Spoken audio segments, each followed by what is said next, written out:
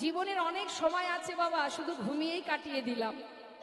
ভেবে দেখুন একবার, ঘুমাতে আমরা সবাই ভালোবাসি, তা 24 ঘন্টার মধ্যে কতটুকু সময় আমরা ভগবানের নাম করি, আর কতটুকু সময় সংসারের মধ্যে থাকি, কতটুকু সময় আমরা ঘুমিয়ে কাটাই।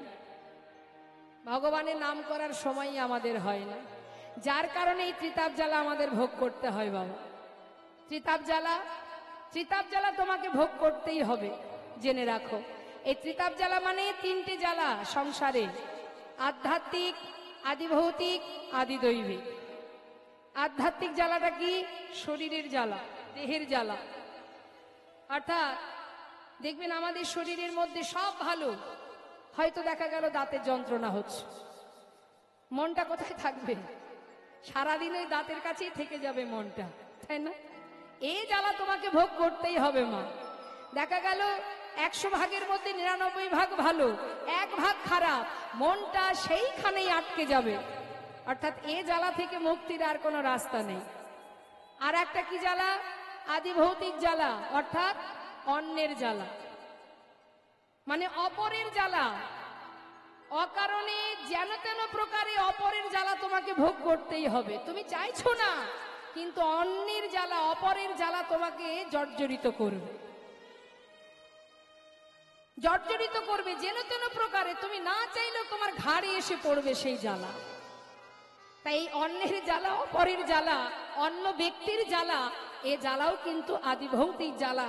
এ আমাদের এই সংসারে থাকবেই থাকবে। আর আদিদৈবিক জ্বালা, যেমন মনে করুন এই কিছুদিন আগে চলে গেল করোনা, আছে না, ঠান্ডা গরম ইত্যাদি, এগুলো হচ্ছে আদিদৈবিক জ্বালা। এই ত্রিতাপ জ্বালা এই সংসার জীবনে ভোগ করতে হয়। তা বৈষ্ণব মহাজন বললেন, এই ত্রিতাপ জ্বালা থেকে মুক্তি পাওয়ার একটাই রাস্তা, যেদিন তুমি নিজেকে জানতে পারবে। তোমার কাছে জ্বালা আসবে, যদি তুমি নাও তবেই আসবে, তুমি নিলে আসবে, তুমি নিও না, আসবে না। সরে যেতে হবে, নিজেকে বুঝতে হবে। গ্রহণ করলে কষ্ট, গ্রহণ না করলে কষ্ট নয়। তাই আজ দেখুন, আস্তে এক ভক্তের কথা একটু বলি মা। ষড়গোস্বামীর মধ্যে এক গোস্বামী, যার নাম রঘুনাথ দাস গোস্বামী, যিনি ভগবানের গুণকথা শ্রবণ করে ঘর থেকে সর্বস্ব, তার পিতা ছিলেন জমিদার, সমস্ত সুখ স্বাচ্ছন্দ্য ফেলে রেখে শিশুকাল থেকে মায়ের কোলে বসে ওই কৃষ্ণ কথা, তার রূপের কথা, তার গুণের কথা শুনতে শুনতে এক সময় সব কিছু ফেলে দিয়ে মহাপ্রভু করুণাময় গৌরহরির কৃপা লাভ করে বৃন্দাবনে গোবিন্দ চরণ লাভ করেছিলেন। তা আজ আমার গোবিন্দের অবস্থা কি মা? অলিগলির মধ্যে দিয়ে যেতে যেতে একটা মণিখচিত দেয়াল, একটা দেয়ালে সুন্দর মণিখচিত আছে, সেই দেয়ালে, মণিখচিত দেয়ালে নিজের রূপটা দেখতে পেয়েছে। যেই না তার ওই প্রতিচ্ছবি দেখেছে বাবা, সেই রূপের মানুষটাকে দর্শন করে গোবিন্দ এক দৃষ্টিতে তার দিকে তাকিয়ে আছে, আর মনে মনে চিন্তা করছে, আহা এত সুন্দর রূপ, এই অপরূপ রূপের মানুষটা এই বৃন্দাবনে আছে। আমি তো ভেবেছিলাম আমিই বোধহয় সুন্দর এই বৃন্দাবনে, কিন্তু এখন দেখছি আমার থেকেও সুন্দর মানুষ এই বৃন্দাবনে আছে। তাকিয়ে আছি এমন ভাবে, মনে একটা আশা জেগেছে, ওই রূপের মানুষটাকে একবার বুকে জড়িয়ে ধরবে। এই ভেবে গোবিন্দ তার নিজের প্রতিচ্ছবির দিকে ছুটতে ছুটতে যাচ্ছে, তাকে ধরবে বলে। এটা তার মনে সাধ, একবার যদি তাকে জড়িয়ে ধরতে পারতাম, এত রূপ, এত সুন্দর। এমন সময় পিছন থেকে বিশাখা সখী হাতটা চেপে ধরলেন, শ্যামনা গো, এই যে ও গোবিন্দ, বলি এমন করে পাগলের মতো ছুটছো কোথায়? বিশাখা, দেখো কি অপরূপ রূপের মানুষ, এমন সুন্দর, এত রূপ, এমন মানুষটাকে যদি একবার আমি বুকে পেতাম, একটি বারের জন্য যদি পরশ করতে পারতাম, আমি তাই তো যাচ্ছে বিশাখা, একটা বার ওকে বুকে জড়িয়ে ধরবো। বিশাখা সখী বলছে, দাঁড়াও শ্যামনা গো, তুমি যাকে ধরতে যাচ্ছ তুমি কোনোদিন তাকে ধরতে পারবে না। কেন পারবো না? আরে বিষয় হয়ে কখনো বিষয় ধরা যায়? তুমি স্বয়ং নিজে একজন বিষয়, যাকে ধরতে যাচ্ছ সেও তো বিষয়, তাকে ধরবে কি করে? তুমি ধরতে তো পারবে না। শোনো, বিষয় হয়ে বিষয় ধরা যায় না। আর তুমি যাকে ধরতে যাচ্ছ না, তুমি কোনোদিন তাকে পাবে না। তার কারণ তাকে একজন চিরতরে নিজের করে ধরে রেখেছেন। তাই গৌর হরিব। যেই না বলেছে সঙ্গে সঙ্গে গোবিন্দ বলছে, বিশাখা তাহলে একবার বলো না সে কে? এই রূপের মানুষটাকে কে ধরে রেখেছে? আমি একটিবার তাকে তার কাছে গিয়ে তার হাতে পায়ে ধরে একবারের জন্য তাকে বুকে জড়িয়ে ধরতে চাই। বলো না সে কে? কে সেই ভাগ্যবান ভাগ্যবতী? বিশাখা সখী বলছে, শ্যামনাগর, সে আর কেউ নয়, সে হচ্ছে আমাদের প্রেমময়ী রাধা রানী। যেই না বলেছে বাবা, ছুটতে ছুটতে গোবিন্দ যাচ্ছে বিশাখা সখীর কথা মতো।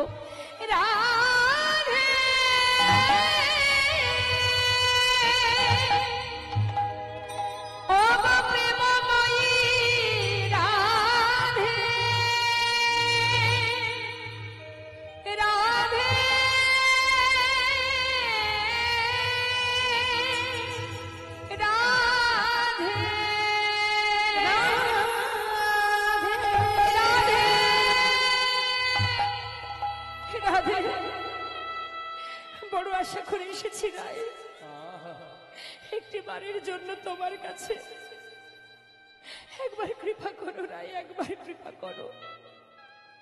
শ্রীমতী রাধারানী বলছে, বধূ তোমাকে আজ এত বিচলিত কেন লাগছে? কি হয়েছে তোমার? জানো রাধে, আজ না পথের ধারে এক মণিখচিত দেয়ালে আমি একটা রূপের মানুষ দর্শন করেছি। আমার মনে বড় স্বাদ, তাকে একবার আমার বুকে জড়িয়ে ধরবো। আমি যখন তার কাছে ছুটে যাচ্ছি, বিশাখা বলল, তুমি নাকি সেই মানুষটাকে ধরে রেখেছো চিরতরে। ওগো প্রেমময়ী রাধে, তোমার কাছে করজোড়ে মিনতি, তুমি যাকে সারা জীবনের জন্য ধরে রেখেছো, একটি বারের জন্য তাকে বাইরে নিয়ে এসো। আমি সেই মানুষটাকে একবার দেখতে চাই, একবার জড়িয়ে ধরতে চাই। শ্রীমতী রাধারানী বুঝতে পারলেন, বললেন, বধূ এ তুমি কি বলছো? তুমি সেই মানুষটাকে কি করে ধরবে? শোনো বধূ, বিষয় হয়ে বিষয় ধরা যায় না। ধরতে গেলে তোমাকে আশ্রয় করতে হবে। আগে আশ্রয় করো, তারপরে তো বিষয় পাবে। যেই না বলেছে আশ্রয় করো, গোবিন্দ বলে, রাধে তাই যদি হয়, তুমি তো আমার প্রেমের গুরু, আজ তোমার চরণে আশ্রয় নিলাম। দাও দাও চরণ ধুলি,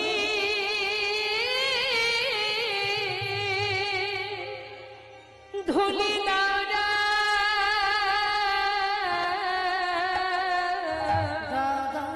তাই গৌর হরি বল, হরি বল।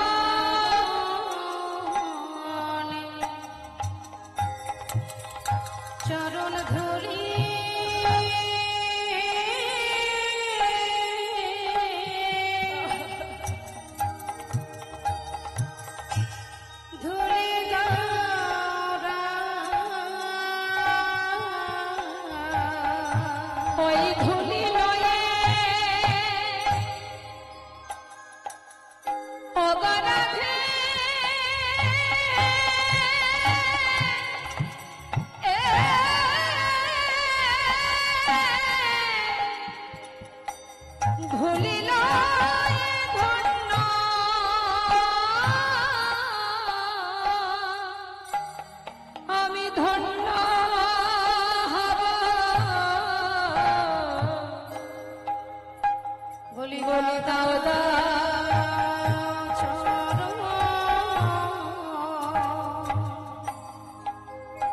চরণ ধুলি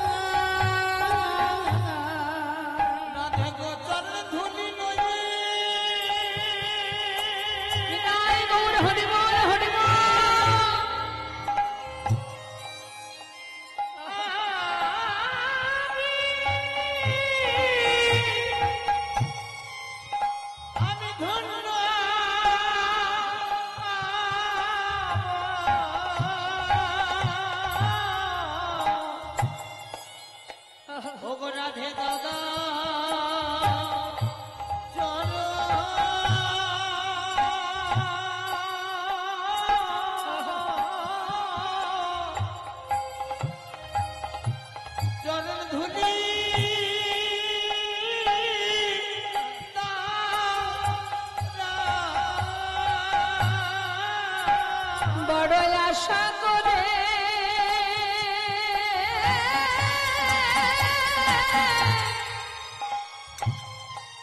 আমি এসেছি গো, একবার দাও দাও চরণ ধুলি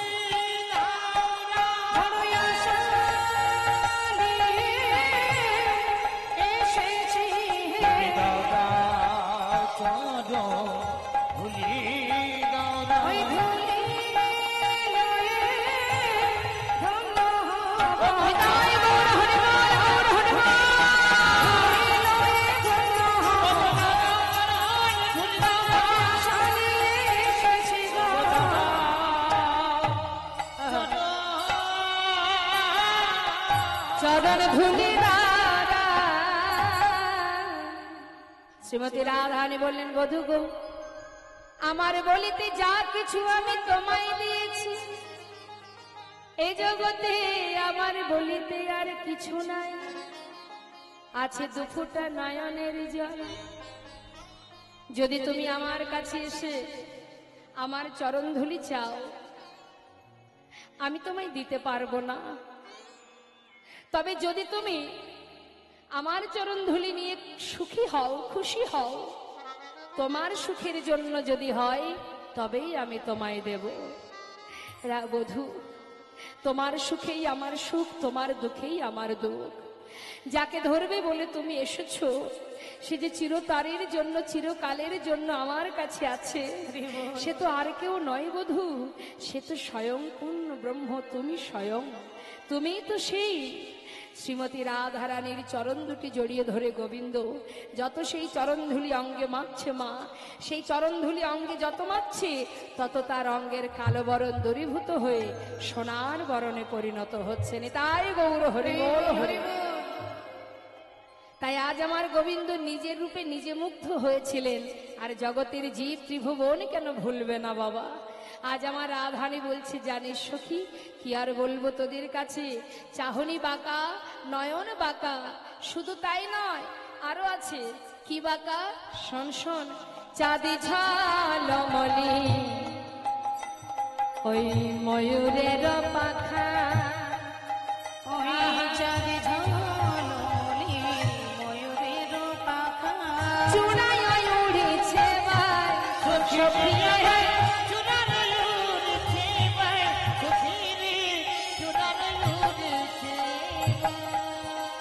কেন আবার চূড়া বাঁধে,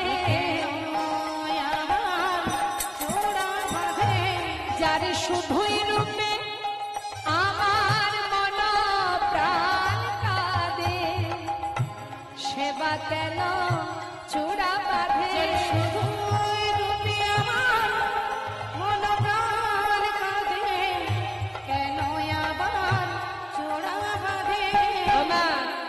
একটু পিছন দিকে তাকান, গোবিন্দের মাথায় যে চূড়া আছে না, রাধারানী বলছে, সখী, শুধু রূপে যার মন প্রাণ কেঁদে ওঠে, তার আবার চূড়া বাঁধার কিবা প্রয়োজন? হ্যাঁ, কেবা চূড়া বেঁধে দিয়েছে, বেঁধে দিয়েছে ওই নাই ঈষাদ বামে। ওমা, ঈষাদ বামে মানে ঈষাদ মানে একটুখানি বাঁকা কর, হ্যাঁ একটু বাঁকা। বলছে ঈষাদ বামে হেলাইয়া কেবা চূড়া বেঁধে দিয়েছে,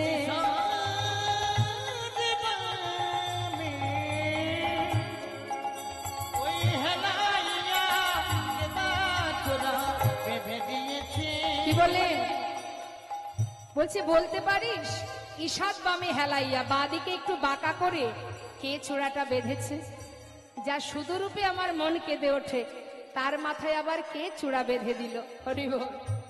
মা বলুন দেখি, বাঁকা করে কেন চূড়াটা বাঁকা কেন? বাঁদিকে কে থাকে? রাধারানী। যুগল পরশ পাওয়ার জন্য চূড়াটা বাঁকা। তাহলে গোবিন্দের মাথার চূড়া বাঁকা, তাই তো?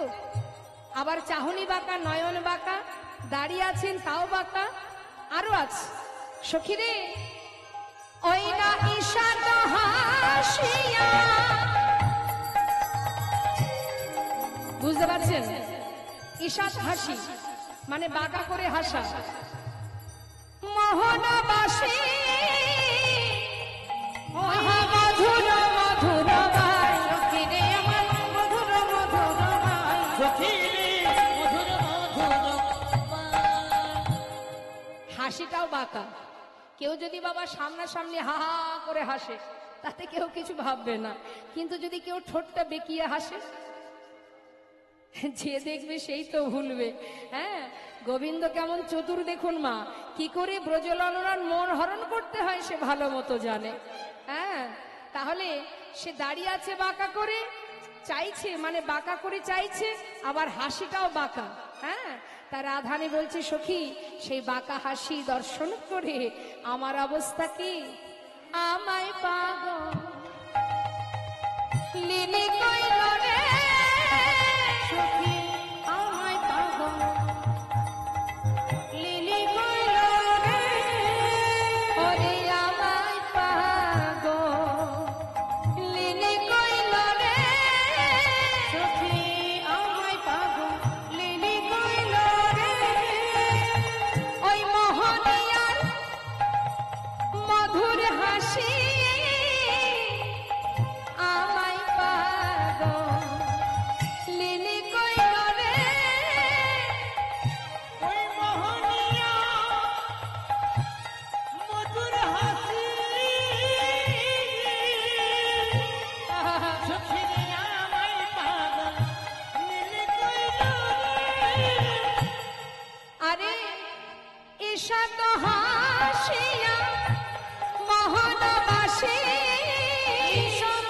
আহা মধুর মধুর বাই, সখীরে আমার মধুর মধুর বাই। সখীরে মধুর মধুর পায়। সখীরে, জানিস সখী, রসের ভরে অঙ্গনা ধরে কেলি কদম্বেতে হেলা, কুলবতী সতী যুবতী জনার পরাণ লইয়া খেলা, শ্রবণ চঞ্চল মকর কুণ্ডল পিন্ধালে পিয়াল বাস, রাঙায় উৎপলে নয়ন যুগল নিছনে গোবিন্দ দাস। রায় গৌর হরি বল। কি বললেন? রসের ভরে অঙ্গনা ধরে কেলি কদম্বেতে হেলা, কদম্ব বৃক্ষের তলে এমন ভাবে দাঁড়িয়ে আছে রসের নাগর, শ্যামনাগর এমন ভাবে দাঁড়িয়ে আছে, ওই যুবতী জনার পরাণ লইয়া খেলা। তার খেলা কি? যুবতী জনার কুলবতী সতী রমণীর পরাণকে অর্থাৎ মনকে হরণ করা। শুধু তাই নয় রে সখী, আমি জানিস, এই যে মায়েরা আকাশে চাঁদ দেখেছেন? কটা চাঁদ দেখেছেন? হ্যাঁ, কিন্তু আমি 24.5 চাঁদের বৃক্ষ দেখেছি। দেখেছেন কখনো? দেখেননি তো? সখীরা বলছে, রাধে তোর কি মাথা খারাপ হয়ে গেল? হ্যাঁ, বলি ও রাধে, তুই কি সবকিছু ভুলে গেলি? কি বলতে কি বলছিস? তোর কি হুঁশ আছে? বলি শোন, চাঁদের আবার বৃক্ষ হয় নাকি? বলছি আছে রে আছে, চাঁদের বৃক্ষ দেখেছি আমি। সখী কি আর বলবো তোদের কাছে, তোরা শোন আমি বলি। সখী মায়েরা শুনবেন এক এক করে কি বলছে রাধারানী। 24.5 চাঁদের একটা গাছ বৃক্ষ কোথায় দেখেছে?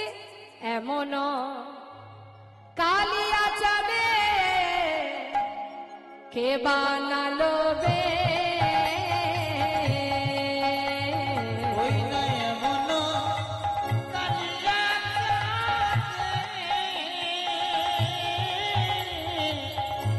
কে বানাইলো কে? ওরে অপলক ফুলেতে, ওরে অপলক ফুলেতে কলঙ্ক পড়বে, কলঙ্ক পড়বে। ওই নয় কলঙ্ক ফুলেতে ওই নয় কলঙ্ক কোনকে কলঙ্ক করবে ফিরে কলঙ্ক করবে। এই যে শোনো, গগনেতে একই ছাদ আমরা একমাত্র জানি, একমাত্র জানি। ওই না গগনেতে একই চাঁদ একমাত্র জানি, একমাত্র জানি।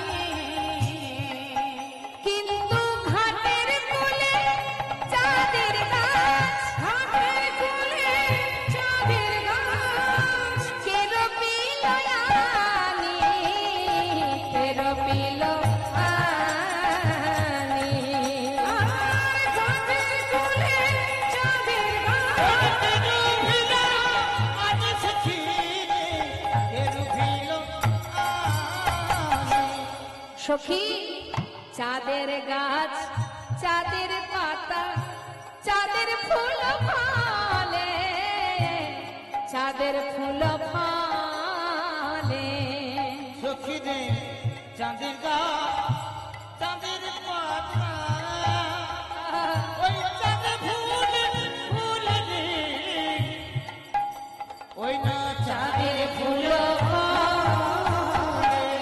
কি অপূর্ব দর্শন মা, কি সুন্দর বর্ণনা দিচ্ছেন রাধারানী। ঘাটের কোলে চাঁদের গাছ এমন প্রভু দেখি নাই রে, চাঁদের গাছ চলে, চাঁদের গাছ চলে। ওই এমন প্রভু দেখি নাই রে, চাঁদের গাছ চলে, চাঁদের গাছ চলে। তোরা কেউ কখনো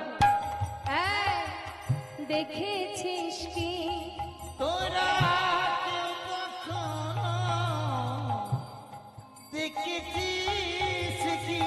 চাঁদের গাছ চলতে জানে কেউ কখনো দেখেছিস ওই কি? না চাঁদের গা চলতে জানে তোরা কেউ কখনো দেখেছিস নাকি? কি দেখেছিস কেউ চাঁদের গাছ চলতে পারে? দেখিসনি তো? কেউ কখনো শুনেছিস কি? কেউ কখনো শুনেছিস কি? চাঁদের গাছ চলতে পারে কেউ কখনো শুনেছিস? চাঁদের গাছ চলতে জানে কেউ কখনো শুনেছিস কি? মাগো, এটাই তো ভালোবাসার আবেগ। এই কত অনুরাগ হলে এমন ভাবে বধূকে নিয়ে, গোবিন্দকে নিয়ে এত সুন্দরভাবে বর্ণনা করা যায়। বলছে সখীরে কি দেখলাম জানিস? শুনে রাখ, 24.5 চাঁদের একটা বৃক্ষ। তা এই যে 24.5 চাঁদের বৃক্ষ, 24.5টা চন্দ্র কোথায় কোথায় আছে শোন। 10 চাঁদ নাচে গায় মুরলীর রন্ধে, মুরলীর রন্ধে। 10 চাঁদ নাচে গায় মুরলীর রন্ধে,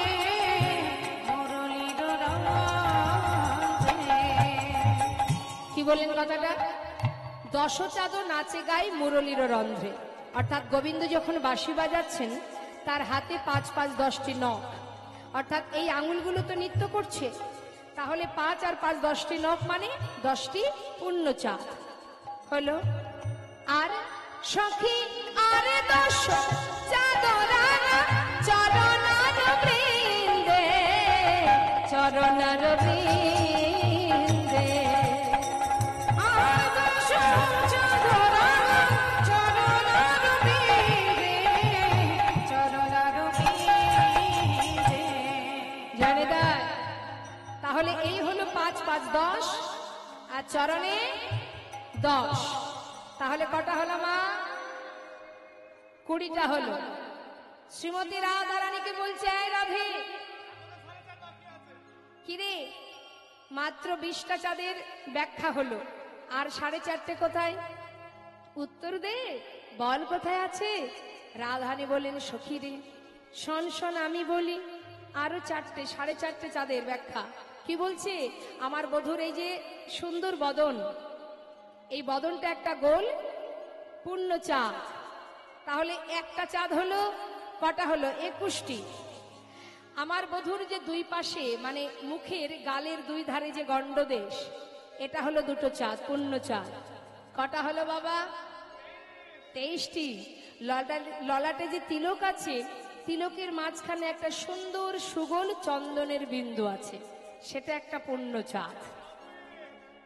হ্যারে রায়, আর অর্ধেক কোথায়? বলেন, শোন সখী, আর অর্ধচন্দ্র আমার বধূর অর্ধ ললাট। নেতাই গৌর হরিবল হরিবল। যেই না বলেছে, লীলার পাশে দাঁড়িয়ে মহাজন বলছে, যদুনাথ দাসে অপহরষিত হইয়া, হরষিত হইয়া, রাধে রে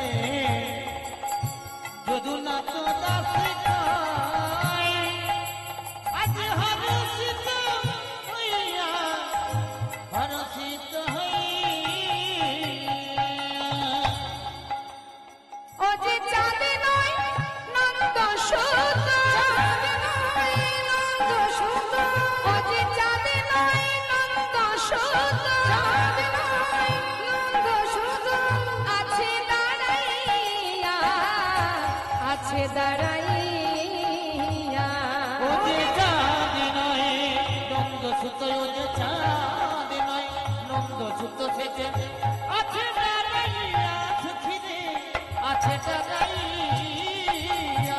এই রাধে, ভালো করে দেখো ধনী, ভালো করে দেখো ধনী, ভালো করে দেখো ধনী। ভালো করে দেখে না ধনী, ও রাধে, চাঁদ নয় নীল কান্তমণি, ভালো করে তুমি দেখো ওই না ধনী। চাঁদ নয় নীলকান্ত মনি, ভালো করেছে দেখো ধনী। ও যে চাঁদ নয় নীল কান্তমণি, শোনো শোনো বিনোদিনী।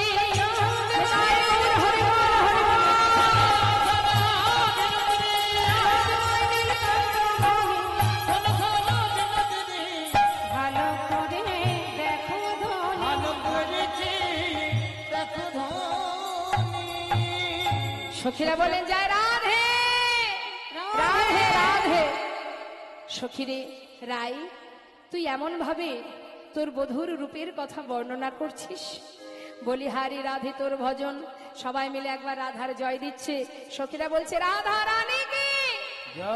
আমরাও সবাই মিলে একবার জয় দেব, দুবাহু তুলে সবাই মিলে বলবো, রাধে রাধে রাধে রাধে রাধে রাধে বল, রাধে রাধে রাধে রাধে রাধে রাধে বল বল।